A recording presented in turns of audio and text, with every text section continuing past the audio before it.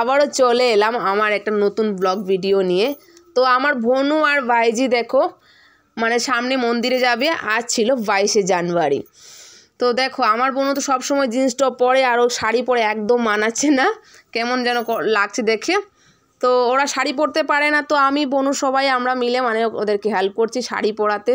আর ওই orange colour sari বা মেখলা চাদর মানে আমরা খুঁজে বের করলাম, মার ছিল পুরনো আগের কাপড়গুলো, তো ওদেরকে মানে সাজুগুজু করে দিলাম আর কি। আর আজকে এত খুশির দিন 22শে জানুয়ারি সবাই জানো। আর এর চেয়ে বেশি ব্যাপার খুশি আমাদের জানো, আমার দাদার মেয়ে হয়েছে আজকে, তো আমরা অনেক অনেক খুশি। আর দেখো সকালবেলা রেডি হয়ে গেলাম, চাটা খেয়ে ওদেরকে সাজুগুলো। আর বোনুর চুলগুলো দেখছো কি সুন্দর, একদম মেগি মেগি টাইপের মতো। বা জানো তো বাড়িতে কয়েকটা মেশিন কিনে এনেছি ওই চুলে যেন সুন্দর করে, যেন মেয়েরা তো সাজুগু নিয়ে ব্যস্ত থাকে। তো আর এই যে দেখো আমার ভাইজিটার দেখো এত ছোট, মানে শাড়ি পরতেই পারে না, তো আমার বোনও দিল আর কি, ওকে কিছু হেল্প করে আর কি। আর আজকের দিনে প্রচণ্ড আজকে জানো গাইজ কয়েকদিন ধরে আমার কাজের চাপ, মানে আজ ওদিকে কাল ওদিকে এইভাবেই চলছে। তো ভাবলাম আমরাও যাব, আমি আর বোনু। তা ভাবলাম না সব তো আর গেলে হবে না, তো ওরা যাবে মন্দিরে। তা আমার দেখো আমার বাইজিটাকে কেমন লাগছে শাড়ি পরে, মেখলা চাদর পরেছে আর বোনু পরেছে একটা শাড়ি, তো দুজনকে বেশ ভালোই মানেছে।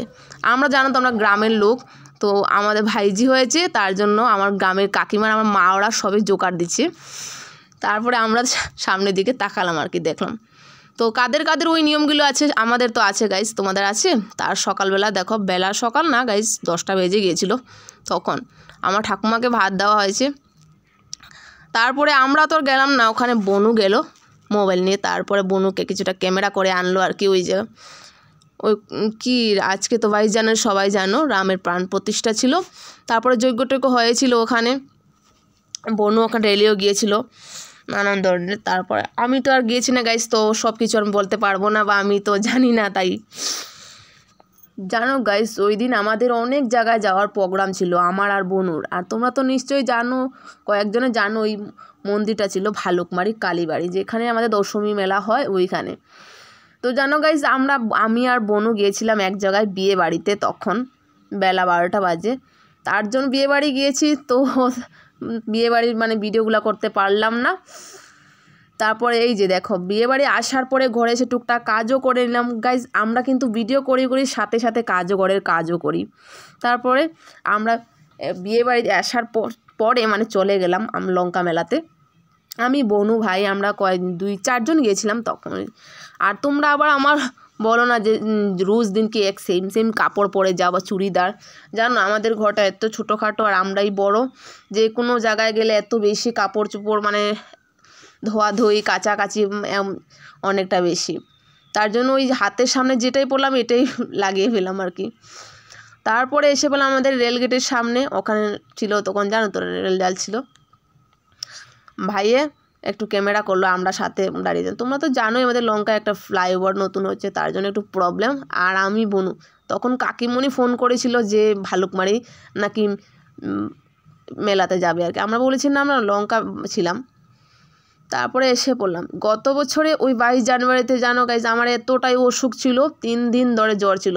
ওই দিন আমি বিছনা থেকে উঠতেই পারিনি, তার জন্য আমি আসতেই পারি নাই। বোনু ওরা এসেছিলো, বলেছিল দারুণ হয়েছিল গাইজ, আমি মিস করেছি। তো আমি এই বছর এসেছি, অনেকটা ভালো হয়েছে। তো তোমরা যারা আসতে চাও আমাদের লঙ্কায় 22 জানুয়ারি, তোমরা নিশ্চয়ই এসো, অনেক ভালো জায়গা, ভালো লাগবে। তারপর আমরা এসে পড়লাম, তখন রাত 7টা বাজে বোধহয়, 7টা গাইজ। দেখো অনেকটা সুন্দর করে সাজানো হয়েছে, মানে প্রদীপ জ্বালানো তখন মানে রেডি করা হয়েছিল, মানে সব কিছু কমপ্লিট হয় নাই। তারপরে আমি আর বোনু আমরা সবাই এক প্রণাম টনাম করে দাঁড়িয়ে আসলাম এক জায়গায় আর কি। আর ভাইও ছিল আর কি, জানো তো বাজার আসলে শুধু এক জায়গায় গেলে হবে না।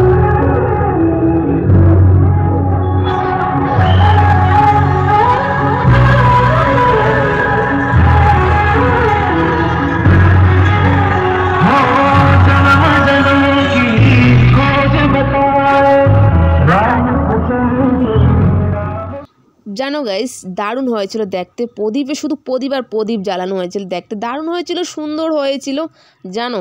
শুধু ভিডিও করতে পারলাম না। আমি বনু আমরা তিনজনেই ওখানে প্রদীপ জ্বালিয়েছি আমরা নিজের হাতে। আর বাইকে বললাম ক্যামেরা করতে, বাই ছিল মানে ভিড় ছিল তার জন্য কি পিছনে ছিল, মেন ইম্পর্টেন্ট যেটা সেটাই ভিডিও করা হলো না। আর অনেকটা খুশি লেগেছিলো গাইজ, কি বলবো, মনে শান্তি লেগেছিলো ওই লঙ্কা আমাদের রাম মন্দিরের সামনে।